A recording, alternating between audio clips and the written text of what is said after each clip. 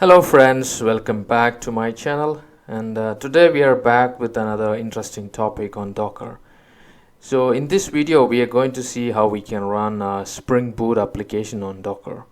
So if you have seen in one of my previous tutorial, we have seen how to run NodeJs application with nginx as a reverse proxy, but in this one we'll see how we can run Spring Boot Java application. Okay, so we'll see the complete procedure on Dockerizing the Spring Boot web application in this tutorial. We will build the war file or jar file using Maven build. Okay, some of the project you have, maybe you can use Gradle as well.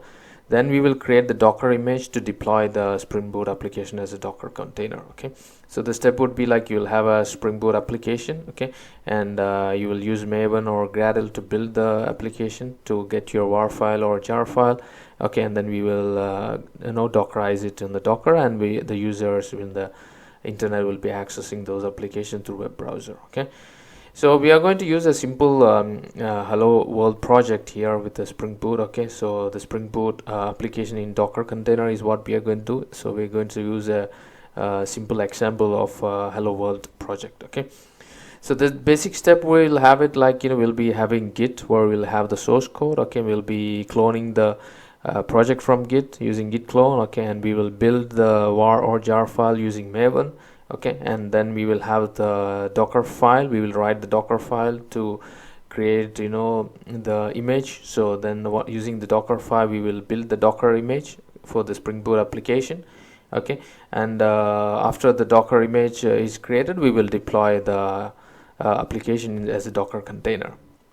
So that will be the complete step. So we will see all these things on the hands-on on the Docker machine. So before I start, I have a request, like if you are new to my channel or if you have not subscribed to my channel, kindly click on the subscribe button, like these videos, share and comment. So let's get started. I have this hello world Spring Boot application on my GitHub. Okay, so I'll be using that for this project, and I have this Docker node machine, okay, where I have installed Docker. If you don't know how to set up Docker, please check that. And I have also installed Maven, so you can see MVN version. You can see the Maven is as well installed, which need Java as well. Okay, so if you don't have installed Maven, just use yum install Maven for CentOS machine, or if it's Ubuntu, you can use it apt-get install Maven. Okay, and that will install Java along with it. So what we need is, now we need to clone the project. Okay, so I'm going to use my GitHub. I'm going to use the link for it, and in order to clone you need to have Git as well. So if you don't have Git installed, just run yum install Git as well. So okay, so I will use Git Clone and I will run the command. So for the link for the Git, so let's wait for it to get downloaded.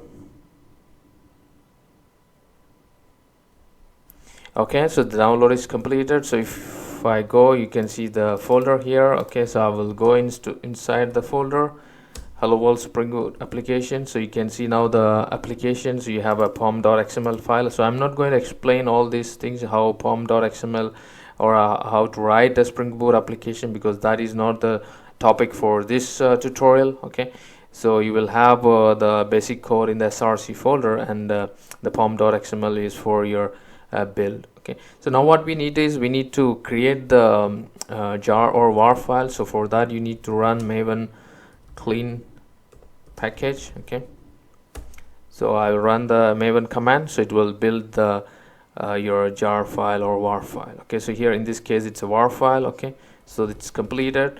So if I go, you can see there is a new folder called target, and if I go inside target,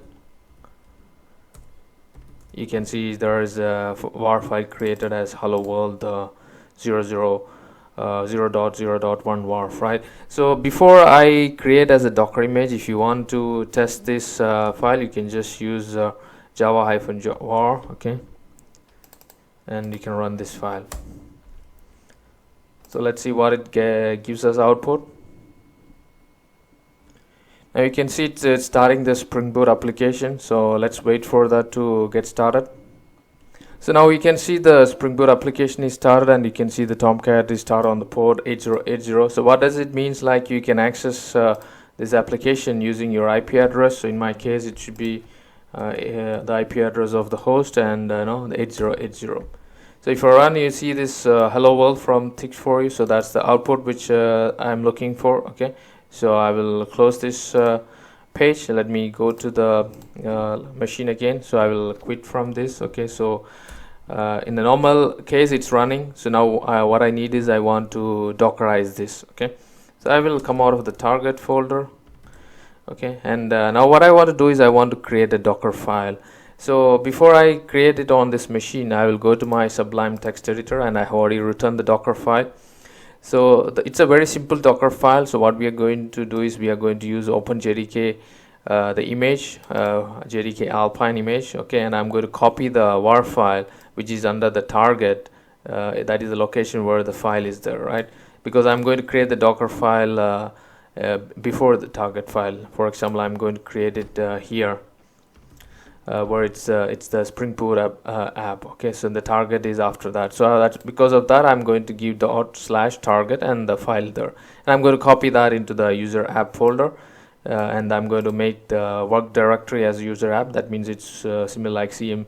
You're going to this location, and that will be your current path. Okay, and the entry point, I'm going to say java-jar and the file which I want to run. So it's a very simple Docker file. Okay, I'm just going to copy this.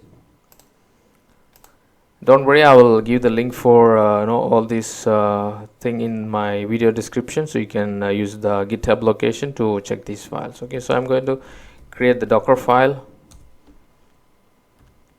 Okay, I'm going to paste this Docker file command, and I'm going to save this. Okay, so I have the Docker file now here. Okay, and now the next step is I want to build the image. So it should be Docker build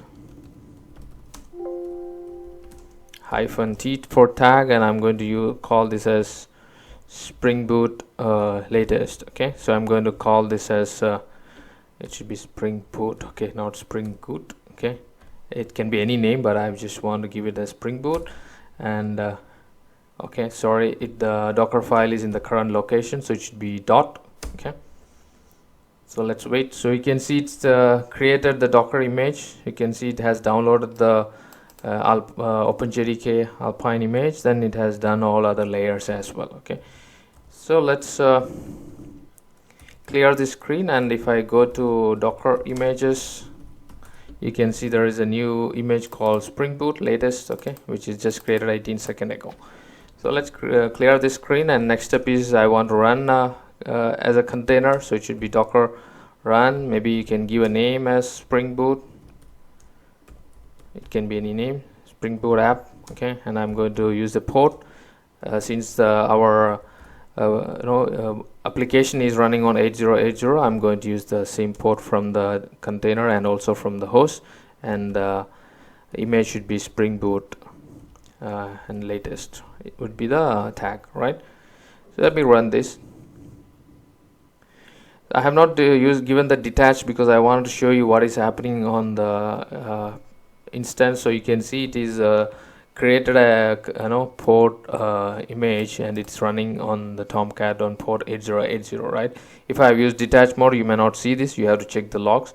Since I wanted to show you, I just run it without detached mode. Okay, now if I go to the browser, now if I use the IP address again, and with the port 8080, you can see I'm getting the output like hello world from the Tix4u, right?